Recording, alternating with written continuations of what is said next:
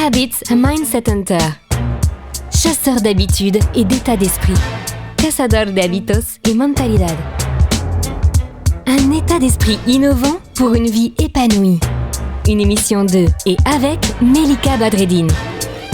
Bonjour les amis, bonjour et bienvenue. Merci de nous suivre et merci pour votre soutien, c'est important. Vous savez comment fonctionnent les algorithmes, merci beaucoup. Aujourd'hui, j'ai reçu une question sur Instagram, sur Astuces de coach. Donc si vous voulez me retrouver, c'est là-dessus. Et donc je tiens à répondre personnellement aux questions qu'on me pose. Et là, la question c'était comment se connecter à son enfant intérieur. Comme vous savez, ici, on aime beaucoup, plein de sujets. On aime traiter de plein de choses qui sont toutes reliées à ce qui peut nous intéresser au quotidien, à nos rituels et à nos habitudes. Donc Arthur, sur Instagram, voici quelques astuces et exemples à toutes les personnes que ça peut intéresser. En 5 points. Prenez le temps de vous rappeler des moments où vous étiez enfant.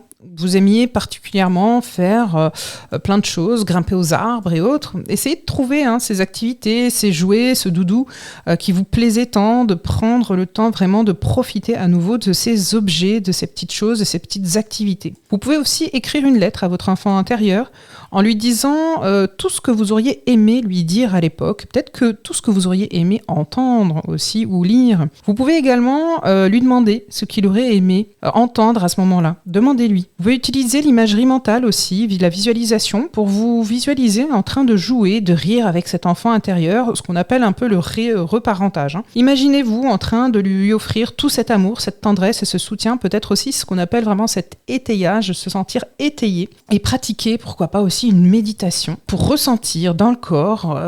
Vous pouvez aussi vous mettre en position fétale pour vous reconnecter à votre propre naissance, à cet enfant intérieur. Et en vous connectant à cet enfant intérieur, vous pouvez mieux comprendre vos besoins émotionnels d'aujourd'hui, que vous ayez 45 ans ou 83, et trouver une nouvelle source de joie et de créativité dans votre vie. Prendre le temps de jouer, écrire une lettre à son enfant intérieur, pratiquer la méditation, se remémorer aussi les souvenirs, les bons souvenirs d'enfance. Vous pouvez utiliser des affirmations positives. Vous pouvez pratiquer aussi l'empathie envers soi. Parce que ça, on ne peut pas dire non plus qu'on soit beaucoup élevé à le faire. Vous pouvez apprendre à vous parler gentiment. Soyez doux et compatissant. Et justement, les visualisations peuvent vous aider à ça. Par exemple, visualisez que vous êtes en train de prendre soin de votre enfant intérieur comme vous le feriez avec un enfant réel. Peut-être qu'aujourd'hui, vous avez des enfants. Prenez modèle de ce que vous pratiquez avec eux, la présence que vous donnez, le temps, l'amour que vous donnez. Prenez le temps de jouer avec lui, de vous reconnecter et de le rassurer. Toutes ces astuces peuvent vraiment aider à se reconnecter à son enfant intérieur et à travailler sur les guérisons des blessures émotionnelles du passé. Le bon plan de Melika. Alors, aujourd'hui, en ce qui concerne les bons plans, pourquoi pas... Allez, je vais vous proposer de dessiner. Dessiner comme ce que vous diriez à cet enfant. Dessiner un bel arbre avec des fruits. Dessiner, mettez peut-être des photos si vous voulez faire du collage. Créer un jeu, une sorte de créativité à la maison. Vous pouvez faire une liste de compliments et des phrases encourageantes. Vous pouvez mettre ça sur le miroir, mettre ça sur le frigo. Vous pouvez aussi tout simplement vous autoriser à vous amuser, à rire de tout sans vous soucier du regard des autres. Pratiquer des activités créatives aussi. Alors je parlais de dessin, ça peut être la peinture, ça peut être la musique, la danse ou autre. Réintroduisez un petit peu quelque chose de ludique et de léger. On prend tellement les choses déjà assez au sérieux. Il y a tellement de choses qui nous saoulent suffisamment, on va peut-être pas en rajouter. Alléluia, Alléluia.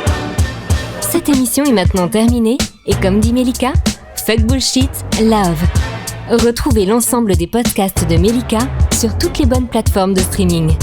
Infos, actu, formation, coaching, ouvrages sur melikabadreddine.com.